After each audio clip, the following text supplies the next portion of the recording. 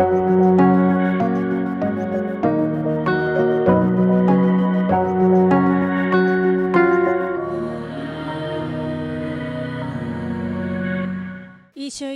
പരിശുദ്ധ അമ്മയ്ക്കും 1000 നന്ദി. എൻ്റെ പേര് സോജ. ഞാൻ പാലായിൽ നിന്നും വരുന്നു. ഇതെൻ്റെ 8ാമത്തെ ഉടമ്പടിയാണ്.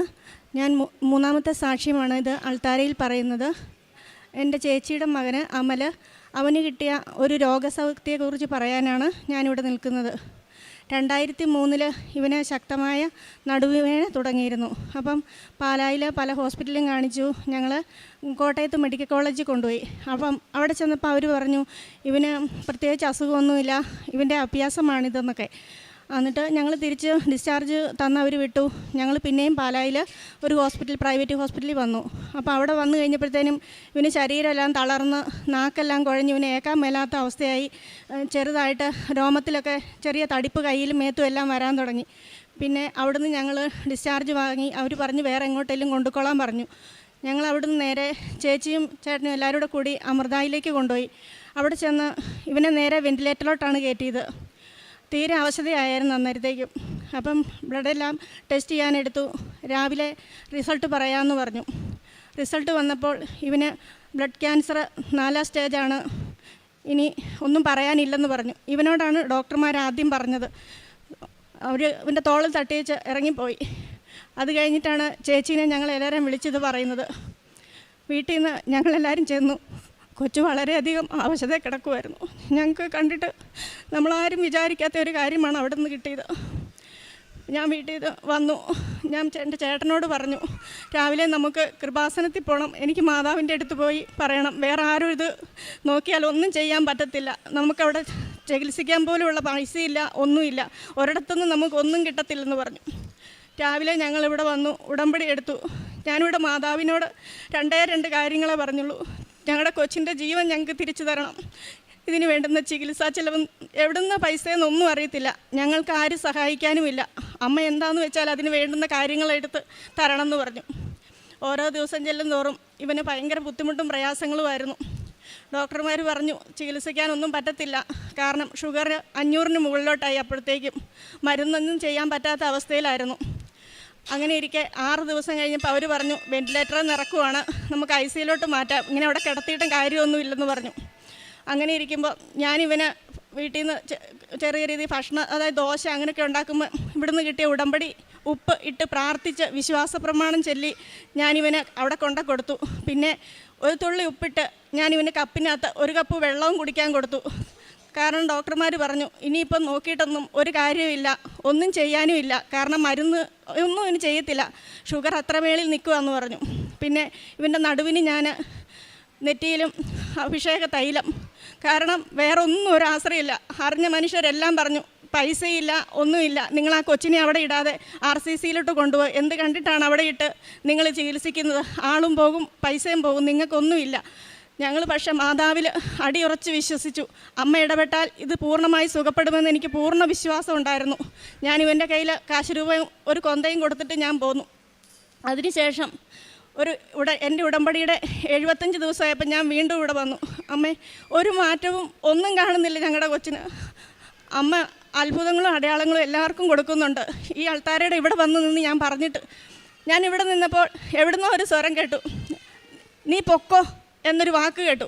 ഞാൻ കരഞ്ഞുകൊണ്ട് ദവിടം വരെ ചെന്നിട്ട് ഞാൻ വന്ന കാര്യങ്ങൾ പൂർണ്ണമായിട്ട് പറഞ്ഞില്ലല്ലോ എന്നോർത്ത് ഞാൻ തിരിച്ച് വീണ്ടും ഇവിടെ വന്നു നോക്കി. ഞാൻ പറഞ്ഞു അമ്മേ, അടയാളങ്ങളും അത്ഭുതങ്ങളും ഇല്ല, കൊച്ചിന് ഓരോ ദിവസം ചെല്ലുന്തോറും ക്ഷീണവും കൂടിക്കൊണ്ടിരിക്കുക, ഒരു മാറ്റവും വരുന്നില്ല, അമ്മ എന്തെങ്കിലും വേഗം ഇടപെടണമെന്ന് പറഞ്ഞു. ഞാൻ ഇവിടെ നിന്ന് പ്രാർത്ഥിച്ച് കണ്ണടച്ച് നിന്നപ്പോൾ വീണ്ടും ഭയങ്കര ധൃതിയിൽ എന്നോട് പറഞ്ഞു നീ പൊക്കോ, ഞാൻ വന്നേക്കാമെന്ന് പറഞ്ഞു. ഞാനിവിടെ നിന്ന് ഇറങ്ങി വീട്ടിൽ ചെന്നു. വൈകുന്നേരമായപ്പം അമ്മ എന്നോട് പറഞ്ഞു. ഞാൻ എന്നിട്ട് ഇവിടെ വന്ന് നിന്ന സമയത്ത് ആ ശബ്ദം കേട്ട് ഞാൻ വീണ്ടും കരഞ്ഞുകൊണ്ട് തന്നെ വീട്ടിലോട്ട് ചെന്നു. വൈകിട്ട് ചെന്നപ്പോഴത്തേനും അമ്മ എന്നോട് പറഞ്ഞു കൊച്ചിനെ വീണ്ടും വെൻറ്റിലേറ്ററിലോട്ട് തന്നെ കയറ്റി, ഒരു പ്രതീക്ഷയില്ല. ഞാൻ പറഞ്ഞു അമ്മേ, ഞാൻ ഇന്ന് മാതാവിൻ്റെ അടുത്ത് എന്ന് പറഞ്ഞിട്ടുണ്ട്, അവന് സുഖപ്പെട്ട് വരുമ്പോൾ ഈ ഉടമ്പടി 90 തീരുന്നതിനിപ്പുറം നമുക്ക് അവനെയായിട്ട് ഈ മുറ്റത്ത് വരണം എന്ന് പറഞ്ഞു. അമ്മ പറഞ്ഞു ഇതൊന്നും ഇപ്പോൾ ഇവിടെ പറയേണ്ട കാര്യമില്ല, നമുക്ക് ഇതൊന്നും അല്ല ആവശ്യം, കൊച്ചിനെ ഇങ്ങനെ കിടന്നാലും വേണ്ടിയല്ല, അവന് ഒരു ശ്വാസമെങ്കിലും കിട്ടിയാൽ മതിയെന്ന് പറഞ്ഞു. ഞാൻ പറഞ്ഞു അതൊന്നുമല്ല. പക്ഷെ ഞാൻ പറയുന്ന ആ സമയത്ത് അവിടെ കേൾക്കാൻ ആർക്കും ഇഷ്ടമില്ലായിരുന്നു. ഞങ്ങൾ ഹിന്ദുക്കളും കൂടെയാണ്. അതിനുശേഷം വൈകിട്ട് ഞാൻ കിടന്നുറങ്ങിയപ്പം ഈ അൾത്താരയിൽ ജോസഫ് അച്ഛന് 4 പേര് അച്ഛൻ്റെ ഫ്രണ്ടിൽ ഈ അൾത്താരയിൽ നിൽപ്പുണ്ട്. പാദം വരെ വെള്ള ഉടുപ്പ് ഇട്ട് താടി കെട്ടും കെട്ടി 4 പേര് നിൽപ്പുണ്ട്. അച്ഛൻ തലയിൽ കൈവച്ച് പ്രാർത്ഥിക്കുവാണോ എന്തോ അച്ഛൻ ചെയ്യുന്നുണ്ട്. ഞാനോർത്തു ഞങ്ങളുടെ കൊച്ചിന് എന്തെങ്കിലും സംഭവിക്കും, അതായിരിക്കും ഞാനിങ്ങനെ സ്വപ്നം കണ്ടതെന്ന്. പക്ഷേ എനിക്കത് ആരോടും പറയാനും എനിക്ക് പേടിയായിരുന്നത്. വീട്ടിലോട് ആരോടും ഇത് പറഞ്ഞ് ആർക്കും അത് മനസ്സിലാകത്തുമില്ല. കാരണം ഇവനെന്തെങ്കിലും സംഭവിക്കുമെന്ന് തന്നെ എല്ലാവരും വിചാരിക്കുള്ളൂ. അതിനുശേഷം എനിക്ക് പെട്ടെന്ന് എൻ്റെ മനസ്സിൽ ലാസറിനെ ഉയർത്തിയ കർത്താവ് എൻ്റെ മനസ്സിലേക്ക് വന്നു. എനിക്കന്നേരം എത്ര സന്തോഷമായെന്ന് എനിക്കത് പറഞ്ഞറിയിക്കാൻ ഇപ്പോഴും എനിക്കറിയത്തില്ല. കാരണം 2023 ഇത് നടക്കുന്നത്. എനിക്കത് ഇപ്പോഴും അത് ഓർക്കാൻ പറ്റത്തില്ല. അച്ഛന് ദൈവദൂതൻ ലാസറിൻ്റെ ഉയർത്തിയ പോലെ ഞങ്ങളുടെ കൊച്ചിനെ ദൈവം അവിടുന്ന് ഉയർത്തി. അതിനുശേഷം ഇവനെ ബോൺ മാരേജ് ചെയ്യാൻ കയറ്റിയപ്പോൾ ഒരു അനുഭവം ഉണ്ടായിരുന്നു. അതിവൻ പറയും.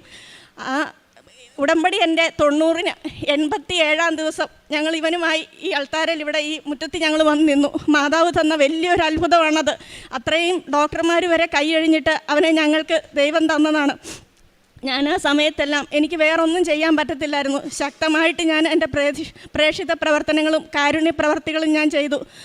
വചനം വായന നല്ലപോലെ ഞാൻ ശക്തമാക്കി. ജപമാല ചൊല്ലി പ്രാർത്ഥിക്കാനും തുടങ്ങി. കാരുണ്യ പ്രവൃത്തിയുടെ ഭാഗമായിട്ട് ഓരോ സ്ഥലത്ത് ചെല്ലുമ്പോഴും അത്രയും മാനസികമായി പ്രശ്നം നേരിടുന്നവർ മാത്രമാണ് ഒരാശ്വാസം തന്നത്. അവരാണ് പറഞ്ഞത് അവനെ സുഖപ്പെട്ട് കഴിയുമ്പോൾ ഞങ്ങളുടെ അടുത്തൊന്ന് കൊണ്ടുവരണം കേട്ടോന്ന്. കാരണം അല്ലാതെ ആര് സംസാരിച്ചാലും പറയും അവന് കിട്ടത്തില്ല, നിങ്ങൾ അവന് എത്രയും വേഗം നല്ലൊരു മരണം കിട്ടാൻ വേണ്ടി പ്രാർത്ഥിക്കാൻ മാത്രമാണ് പറഞ്ഞത്. അതിനുശേഷം ഇവന് കിട്ടിയ അനുഭവം ഇവൻ പറയും. നട്ടെല്ല് വളച്ച് പോലെ നമ്മളെ കിടത്തിയിട്ടാണ് ബോൺ മാരേജ് ചെയ്യുന്നത്. അതിൻ്റെ അത് നമ്മളെ പച്ചക്കാണ് നടുവ് കുത്തിപ്പറിക്കുകയാണ് ചെയ്യുന്നത്. നടുവ് കുത്തിപ്പറിച്ച് പച്ചക്കാണ് നട്ടെല്ലിൽ നിന്ന് മജ്ജ എടുക്കുന്നത്. എന്നെ അങ്ങനെ കിടത്തിയ സമയത്ത് എനിക്ക് വല്ലാത്ത വേദനയായിരുന്നു. പക്ഷേ എൻ്റെ കുഞ്ഞാൻ്റി തന്നൊരു കാശിരൂപം ഉണ്ടായിരുന്നു ഇവിടുത്തെ. അതും കൈവച്ചുകൊണ്ടാണ് ഞാൻ ഓപ്പറേഷൻ തിയേറ്ററിലവിടെ കിടക്കുന്നത്. ഇന്ന് എന്നെ കിടത്തി കഴിഞ്ഞപ്പോഴത്തേനാണെങ്കിൽ ആദ്യം നട്ടെല്ലിൽ ഇങ്ങനെ കുത്താൻ തുടങ്ങി. എനിക്ക് നല്ല വേദന എടുക്കാൻ തുടങ്ങി. ഈ കാശിരൂപ ഞാൻ കയ്യിൽ മുറുകെ പിടിച്ചേക്കുമായിരുന്നു. കുറച്ച് നേരം കഴിഞ്ഞപ്പോഴത്തേനും എനിക്ക് വേദന വരുന്നില്ല. പക്ഷേ ഞാൻ നോക്കുമ്പോൾ എൻ്റെ സൈഡിലെല്ലാം നന്നായിട്ട് ബ്ലഡ് കിടപ്പുണ്ട് എൻ്റെ തന്നെ. കാരണം നമ്മളെ മരപ്പിക്കുന്നില്ല, നമുക്ക് നന്നായിട്ട് വേദനയെല്ലാം അറിയാം നമുക്ക്. പക്ഷേ ഈ ബ്ലഡ് എടുക്കുമ്പോൾ എനിക്ക് ബ്ലഡിൻ്റെ മണമല്ല വരുന്നത്. എനിക്കൊരു ഭയങ്കര ഒരു മുല്ലപ്പൂവിൻ്റെയും അങ്ങനെയൊക്കെയുള്ള ഒരു നല്ലൊരു മണമാണ് വരുന്നത്. എനിക്ക് ഒരു തുള്ളി വേദന പോലും എനിക്കന്ന് അനുഭവപ്പെട്ടിട്ടുമില്ല. എനിക്കത് വല്ലാത്തൊരു അനുഭവമായിരുന്നത്. പിന്നെ അത് കഴിഞ്ഞ് ഇന്ന് വരെ എനിക്ക് അങ്ങനൊരു ബോൺ മാരേജ് ചെയ്യേണ്ടോ എനിക്കൊരു മരുന്ന് കഴിക്കേണ്ടതായിട്ട് ഓരോ കാര്യവും വന്നിട്ടില്ല. ഈ കഴിഞ്ഞ ഇടയ്ക്കും ഹോസ്പിറ്റലിൽ പോയി ചെക്കപ്പ് ചെയ്തു. ഇപ്പോഴും എനിക്ക് യാതൊരുവിധ പ്രശ്നവുമില്ല. ഞാനിപ്പം 1 വർഷത്തോളമായിട്ട് ജോലിക്ക് പോകുന്നു, സ്വന്തം കാര്യം നോക്കുന്നു, വീട്ടിലെ കാര്യം നോക്കുന്നു, നന്നായി തന്നെ എൻ്റെ കാര്യങ്ങൾ നടക്കുന്നു. എല്ലാത്തിനും മാതാവിനും ഈശോയ്ക്കും ഒരുപാട് നന്ദി. എത്ര പറഞ്ഞാലും കടപ്പാടും മാറിയേരാ. പ്രേക്ഷിത പ്രവർത്തനത്തിൻ്റെ ഭാഗമായിട്ട് ഞാനിവിടുന്ന് പത്രം ആദ്യമൊക്കെ വാങ്ങിച്ചു കൊണ്ട് കടകളിലൊക്കെ കൊടുക്കുമായിരുന്നു, ഓട്ടോ സ്റ്റാൻഡിലുമൊക്കെ. പിന്നെ ആയപ്പം എൻ്റെ മനസ്സിൽ അത് മാറി. ഇപ്പം ഞാൻ 5 കെട്ട് പത്രം വാങ്ങി നമ്മുടെ നിത്യാരാധന ചാപ്പലിൽ പോകും. സമ്പൂർണ്ണ ജപമാല മുട്ടിൽമേൽ നിന്ന് ചൊല്ലി ഇവിടുന്ന് ഇറങ്ങിയാണ് ഓരോ പത്രവും ഞാൻ ഓരോരുത്തർക്കും കൊണ്ട് കൊടുക്കുന്നത്. ആ പത്രം കൊടുത്ത ഓരോ കുടുംബത്തെയും അത് വാങ്ങിച്ച ഓരോ വ്യക്തികളെ അവരുടെ കുഞ്ഞുങ്ങളെയും ഞാനിപ്പോൾ പ്രാർത്ഥിച്ച് സമർപ്പിക്കുകയാണ്. പിന്നെ കാരുണ്യ പ്രവൃത്തിയുടെ ഭാഗമായിട്ട് ഞാൻ 25 പൊതിച്ചോറ് വെച്ച് എല്ലാ മാസവും ഞങ്ങളുടെ കൃപാസനം മാതാവെന്നും പറഞ്ഞൊരു ഗ്രൂപ്പുണ്ട്. അതിൽ ബിനു എന്ന് പറയുന്ന വ്യക്തിയെ ഏൽപ്പിച്ച് ഞങ്ങളെല്ലാവരും കൂടെ സഹകരിച്ച് നല്ല രീതിയിൽ അത് മുന്നോട്ട് കൊണ്ടുപോകുന്നുണ്ട്. പിന്നെ ജപമാല ഞാൻ ഒരിക്കലും അത് മുടക്കാറില്ല. അത് ഒരു ദിവസവും എനിക്ക് എന്ത് ജോലിയുണ്ടെങ്കിലും എൻ്റെ ജപമാല കഴിഞ്ഞിട്ടേ ഞാൻ ബാക്കി എല്ലാ കാര്യങ്ങളും ചെയ്യാറുള്ളൂ. അതുപോലെ വചനം വായനയും ഞാൻ സമ്പൂർണ്ണ ബൈബിൾ ഇപ്പോൾ 6ാം തവണ വായിച്ച് സങ്കീർത്തനം വരെ എത്തി നിൽക്കുകയാണ്. എത്ര പറഞ്ഞാലും മതിയാകത്തില്ല. വചനം വായിച്ച് മാത്രമാണ് ഞങ്ങളുടെ ഈ കൊച്ചിനെ ഞങ്ങൾക്ക് തിരിച്ചു കിട്ടിയത്. കാരണം നല്ലൊരു ഉത്തരം ആരും തരുന്നില്ല, വചനത്തിൽ കൂടെ മാത്രമാണ് ദൈവം അതെനിക്ക് വെളിപ്പെടുത്തി തന്നത്. അതുപോലെ തന്നെ ഇവന് അസുഖം വന്ന സമയത്തെല്ലാം എൻ്റെ മക്കൾ 2 പേരും എൻ്റെ കൂട്ടത്തിൽ പത്രം കൊടുക്കാൻ വരികയും ഇവനിലുള്ള ആ സുഖപ്പെടലിൻ്റെ ഭാഗമായിട്ട് ഇവർക്ക് വീട്ടിലെല്ലാവർക്കും പൂർണ്ണ വിശ്വാസമായി. എൻ്റെ മക്കൾ 2 പേരും ഇപ്പോൾ ഉടമ്പടിയിലാണ് ജീവിക്കുന്നത്.